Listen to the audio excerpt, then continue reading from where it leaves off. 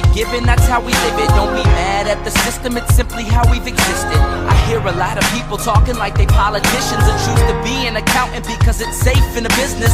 Not because they want to do it, just because they heard it pays. And who the fuck wants to be poor knowing that's how we've been raised? Society is getting heavy, I can feel the weight. The pressure of success is like 100 million pounds of shit.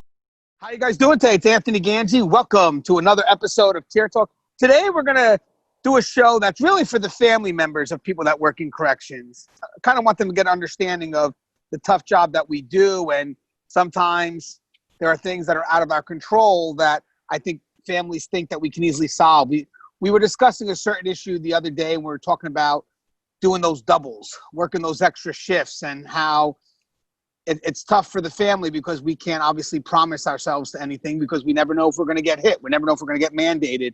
And sometimes our family puts the added pressure to think that we have control over certain situations. And I think this is a great topic. I think we're also going to touch into a little bit more, especially having to go back to work after being assaulted and maybe the pressure from the family not wanting you to go back to work. So again, if you're watching this and you have a family member that works in corrections, this is kind of our burden that we're going to share with you, just to hope that you get an understanding of what goes on through our mind, because the end of the day is we need to be 100% effective. And if we feel at any time that, our attention can't be given to the job because we're more worried about things that are happening at home, then that puts us at risk. That also puts the facility at risk. It's just that we're not going to be effective at what we do. My partner for today's discussion is going to be Russ Hamilton. What's up, Russ? Hey there, Anthony. Glad to be here to take part in this discussion. It's a hot one here in California. It's over 100 and something degrees. So I've been taking it easy outside, moving heavy furniture. Well, I'm going to tell you something. In Jersey, we're getting ready for fall. So it's starting to cool down pretty quick. We're nowhere near the hundreds. Do you guys even have winter by you? Yeah, as a matter of fact, I mean, the little area that I'm in, we don't get much in the way of snow, but just up the hill, they get, 20 feet a year or more. Okay, so we share something in common. So guys, this is going to be a very interesting dialogue. Again, it's just kind of explains the story from our perspective. And again, if your family watching this is something for you to really get an understanding of. So we're going to try to share our thoughts, and obviously it's not all inclusive. So if you have any comments you want to add, please do, because this is a very important topic. What we're trying to accomplish here is just an understanding. So maybe if we get our families to understand our perspective, then maybe there's a way that we can still maintain a healthy and happy marriage. I mean, that's the key. So now, guys, if you haven't, the show Tear Talks for you, brave men and women that work in corrections. So please subscribe, interact, engage, comment, hit that bell. That bell is going to notify you every time I post a video. We're going to go to our sponsor, and when we come back, we're going to be talking about what we think our families should know about this profession, the burden, sometimes how we're overwhelmed. Stand by. I wanted to attend a university that had an intelligence program. I wanted to look at problems different. I wanted to increase my critical thinking abilities. AMU offered those avenues to expand. Obtaining your degree as an adult, you're actually paying yourself and investing in yourself. You can't put a dollar on it, it's priceless. It's something that can never be taken away from you. American Military University. Learn from the leader. Guys, inmate manipulation is a course that is highly needed. It's the process that's so slow moving and subtle that you don't realize it's happening. When inmates choose to manipulate, they manipulate our need to react. Situational awareness and insight is going to save your career. It's going to save you from doing foolish things. Listen to your gut. So the more insight we have, the more we can recognize what isn't so overt, and we can correct our behavior before we fall into a trap that we can't get out of. If you allow an inmate to pull you out of your prescribed role, you are opening up a door for a host of problems. Inmate manipulation, the psychology behind inmate manipulation. Available now. Link in description. And we are back. So, Russ, this is an interesting topic, right? I mean, I think there's a lot of stuff that we may not feel that we could share with our families. I think our families also feel we have a lot more control than we do with this profession. I know there is a level of commitment when you come into a profession like corrections, like any other first responder, but also how do you balance that commitment to the profession with your commitment to your home life? That's the first part of the question, Russ. I know that's not an easy question to answer, but you've done very well at it. So how did you balance the profession with your home life? Well, it is really difficult because one thing that's a little bit different from street level law enforcement, of course, is it's not necessarily an emergency that's cropping up. It's just a matter of, they need a body. And so you're the one on the chopping block. And it's not something that takes you 1 hour, or 2 hours, or 3 hours, but usually it involves a whole other 8-hour shift or part of a 12. So, really, it becomes a thing where, a lot of times family members may not understand that you really don't have any control over it. When you're mandated, that's just the way it is. And you start, adding too many of those things up in a row, and it can definitely take its toll.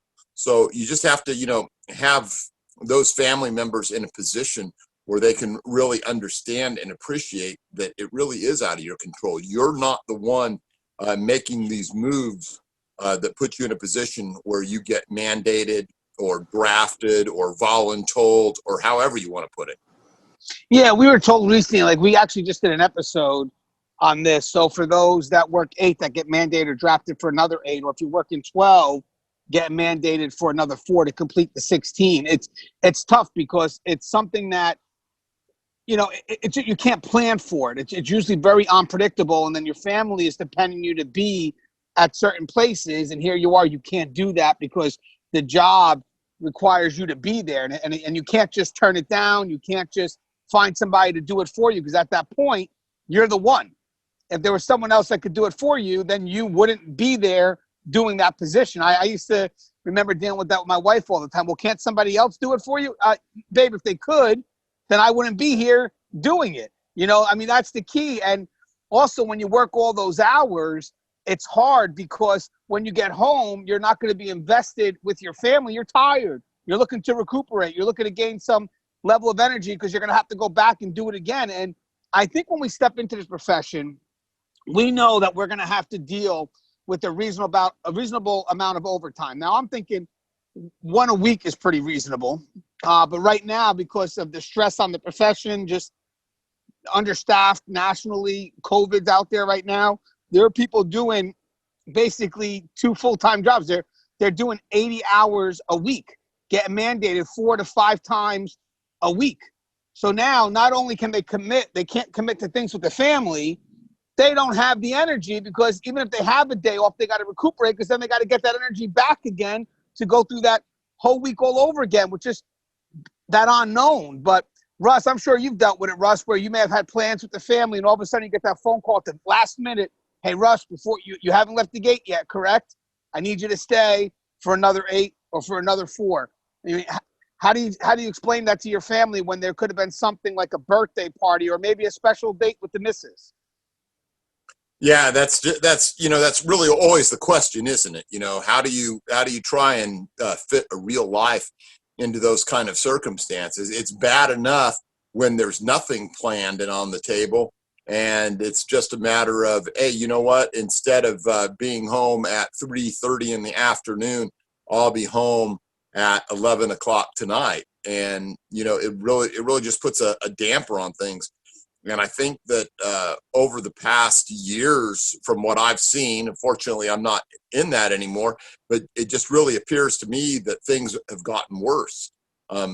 People are, really stressed out. They're doing more doubles. They're being mandated on their days off. And, something has to break. Something's going to give. It's really time, I think, for a lot of administrators and so forth to start, stepping up to the table and deciding, what it is that we can do in order to give some people some healthy time off.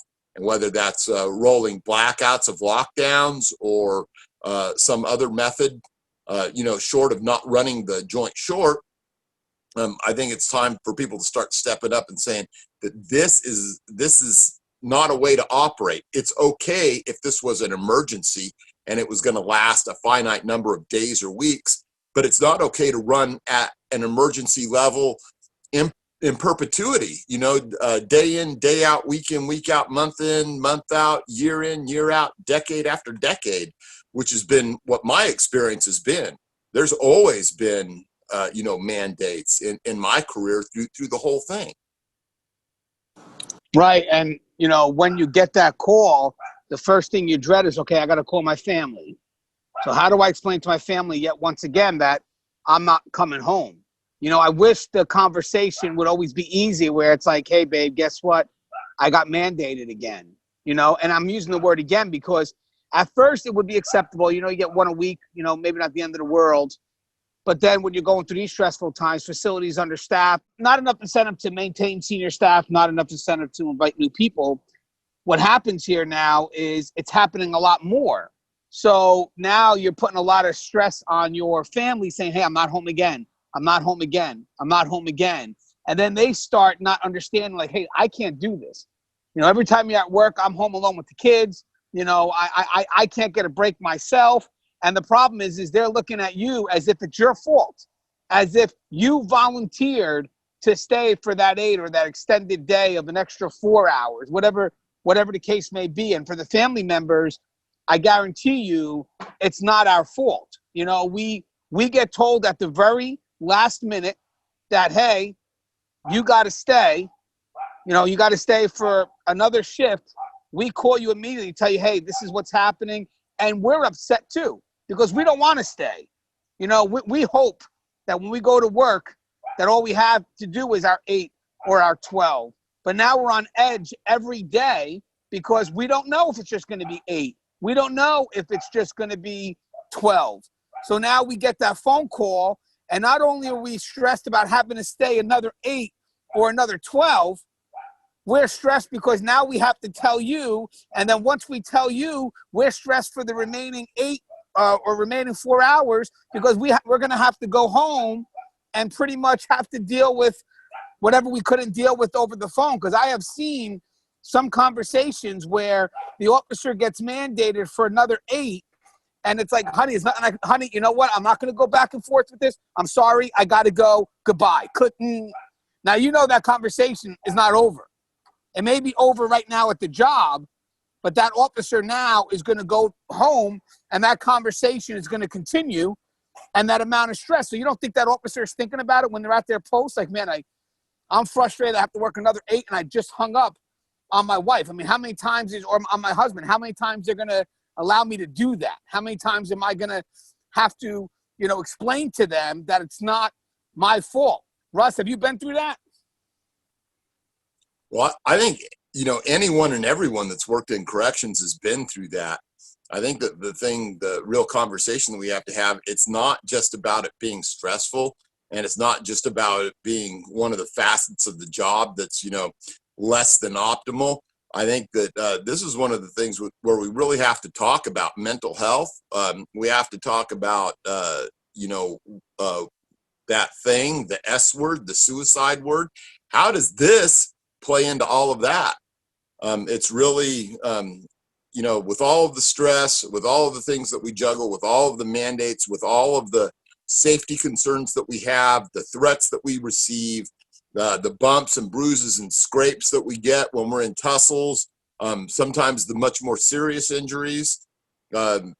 If we could pick one thing that we could just really dial back on that is within the control, at least of admin, I think that one thing would make our job much more tolerable. I think it would make our job much more safe. I think it would make our job just something that's not so unmanageable in that space. And I think that if we were able to do something about this one thing, that a lot of those other issues would not necessarily be resolved, but they'd be mitigated in a way that would make this a much more sought after career.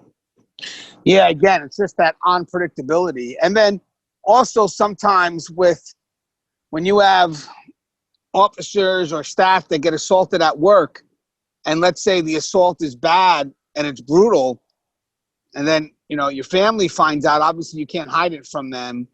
And then eventually it's time for you to go back to work. your family may not want you to go back in. But now that's the job. That's how you make your money. That's the job that obviously you need to provide for your family. So now there's the added stress of, well, honey, I have to go to work. Then you get the wife not wanting you to go to work because they feel that your life is at risk. Plus, again, the commitments to the family, not to the job. And as you're trying to explain to your family, it's never going to end well. There's going to be an argument right before you leave to go to work. And now here you are, your mind's not prepared for the 8 or 12 or possibly 16 hours because, again, your loved one is stressed out about you being at work, which is justifiable. I mean, they love you. They don't want you going to an environment that you can get hurt at. But what they're not understanding is that you have to go back to work. This may be the only job that you have. I mean, Russ, I'm sure you've dealt with that where, when you were maybe, I don't know if you went through it personally or people who were assaulted and then, eventually they wind up back to work, but I'm sure their family was probably resistant to them going back to work. Yeah, absolutely. Fortunately, for most of my career, I've had, lots of bumps and bruises and scrapes and things like that.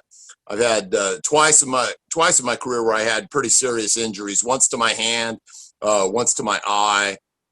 But it's one of those things where, you have to, it can take on a meaning of its own if you're trying to hide what's going on, especially if you're showing up with injuries. I would just always, try and be open about it. Hey, you know what? I got in tussle. It was a scrape, no big deal.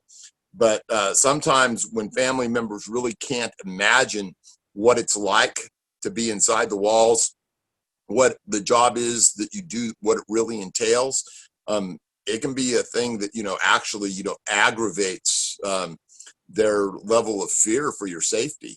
So the thing I think is just, take the mystery out of it, be as open as you can be about it, put it out there, when you get those bumps and scrapes, which sometimes, happen on, once, twice a month. The things that happen that are more serious, of course, that's always terrible, especially if they're getting a call from someone who's not you trying to explain about it and you're in the hospital. But these things are going to happen, and it's better to prepare ahead of time than, try and fix things after the fact. Know it's going to go down, know what's going to happen, try and have, all of your phone numbers and stuff in place, and just try and mitigate that fear on their part. Show them part of what happens during response. Let them know that you're well taken care of by your partner out there, if you can.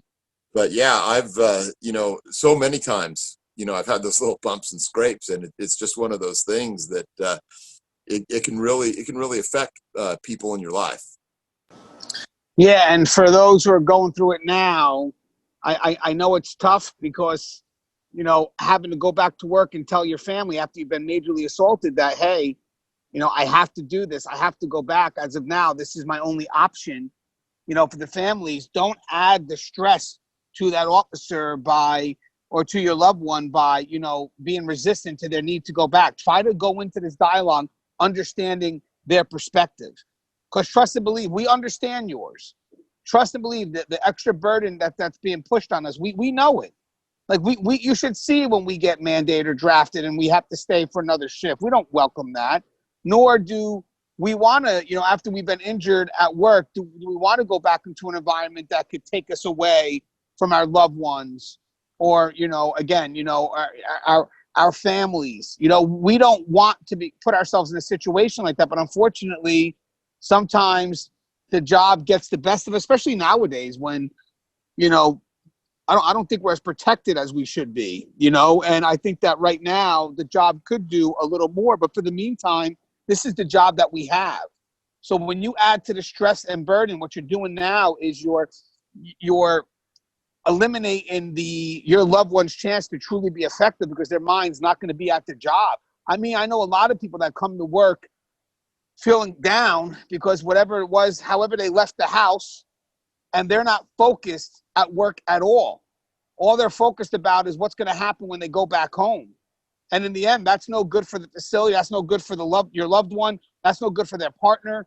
That's no good for, anybody that they oversee, because it's adding stress to them in that moment that doesn't allow them to see what's going on around them. And I feel that sometimes we may not realize that we do that to our loved ones. I think that we think that we can argue with them and that the argument stays at home, and that's not the case. They don't escape from it. They tend to maybe bring that into work. And now, unfortunately, here, I mean, Russ, you know for a fact, you work in corrections, you have to have 100% on the job. And, you know, if your family has a concern and it's not settled, you know that that person is thinking about that concern throughout that 8 to 12-hour shift, possibly 16-hour shift. And how do you expect them to be effective when their mind is focused at home? Exactly. And that, I think that's one of the reasons why, you know, communication plays such an important role.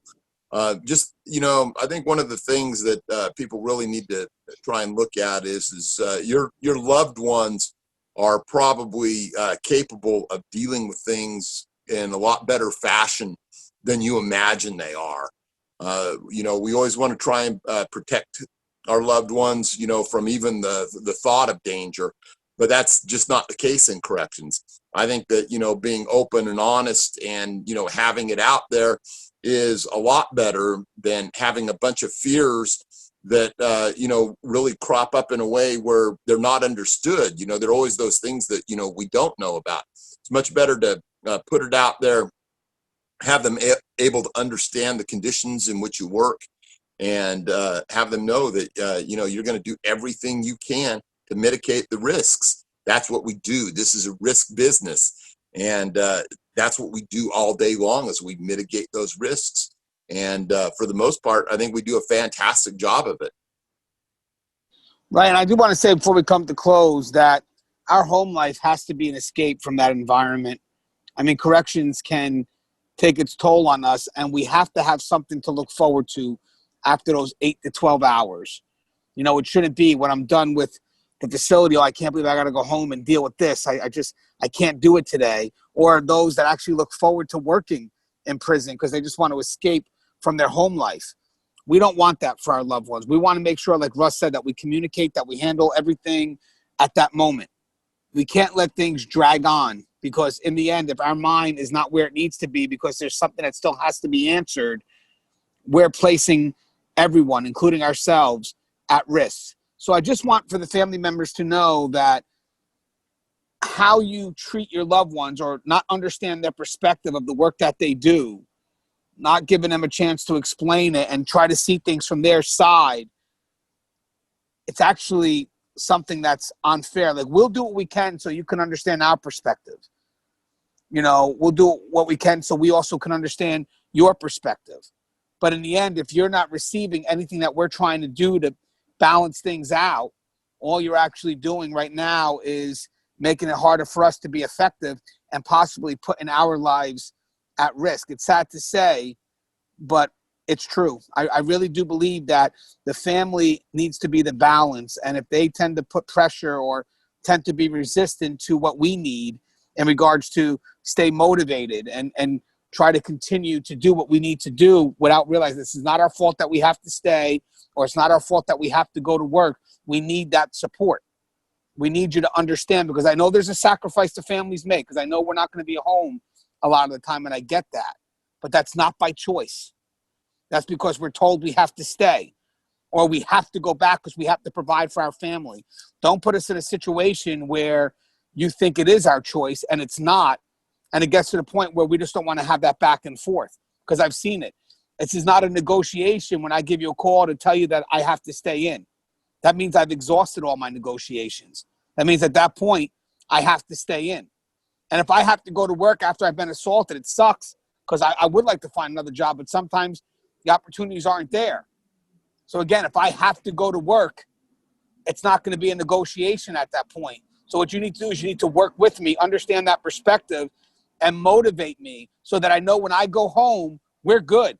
So that I don't have that added stress of just what has to be settled when I get home. Russ, you have anything you want to say in closing? Yeah, look, guys, these are some of the darkest days that corrections has ever faced. We have all of these things having to do with the plague and whatnot, the apocalypse. plus being mandated, and plus having to worry about being assaulted. So, you know what? Chin up, though. I mean, there's brighter days ahead. Be on that communication bandwagon. Talk with your loved ones about everything that you can. Mitigate things as they come up. And you know what? Just try and stay in the hunt for a safe shift every shift. And that's really all that we can do right now. But don't let it get you down. This is a great profession. This is going to be one of those times that you're going to talk about 10 years from now, and you're going to be amazed that you made it through, and you're going to think about all of your comrades that came through it with you, and you're going to be that much stronger. You're going to be a better correctional officer, a better correctional professional because of it. Yeah, I think also just to comment on what Russ is saying as well, I think a lot of people, we praise our families for dealing with the sacrifices of us maybe not being home all the time. But I also think that our families should turn back and understand, what's expected from us about this profession, what we have to do, and just there are certain things that are out of our control. And when we can't deal with the things that are out of our control and you think we could, that adds such a conflict, because in the end, the answer is out of my control, and I need you to understand that, because the more we argue about the things that are out of my control, we can't settle it. There's no way we can settle an argument for things that are not in my control. All I ask for at that point is that you understand what I'm doing, what I'm going through, and then work with me. Please do not add to the burden of, thinking that I can change things, when at that point you have to trust me enough to know that I tried, but at this point I've exhausted that option. So in the end, don't make me dread having to go home and finish up the argument, or right before that extra 8 hours or that extra 4 hours. I mean, just to have to, you know what, honey, I'm not dealing, honey, I'm sorry, bye. Look how I got to start off that extra shift. I'm already frustrated that I got to stay, and now I'm adding to that frustration by knowing that me and you are not going to, are not getting along. And now I'm going to go home and have to deal with that. Think about that. No escape. There's no escape there. There's an extra 4 to 8 hours here, and then going home and dealing with, stuff that's just I cannot control. So I think it's a great dialogue, something that we haven't really discussed before. It continues on the last discussion that we had. But I would love to get your thoughts. I mean, I'm sure there's a lot of people that could relate to this dialogue. And I'm also in the comments, talk about the families that's supportive. Like, I mean, are you ever able to work a double and then your family's kind of like okay with it, even if it's the 4th to 5th? I know it sucks, and I know they're not okay from it where I'm saying that it's okay for the job to do that. It's not what I'm saying. But they're okay with the fact knowing that it's not you. That if you could come to this event, you would. If you could have that date with me, you would. That's the key. And again, if this job becomes too demanding, and even though you're still in it, if you had an opportunity for another job, with the pension and the benefits that you're getting, that you would take it. But sometimes we don't have that opportunity. So I think it's a decent dialogue. Thank you guys for listening. And as always, guys, the show is Tear Talk. If you haven't, please subscribe, interact, engage, comment, hit that bell. Bell's going to notify you every time I post a video. Stay safe.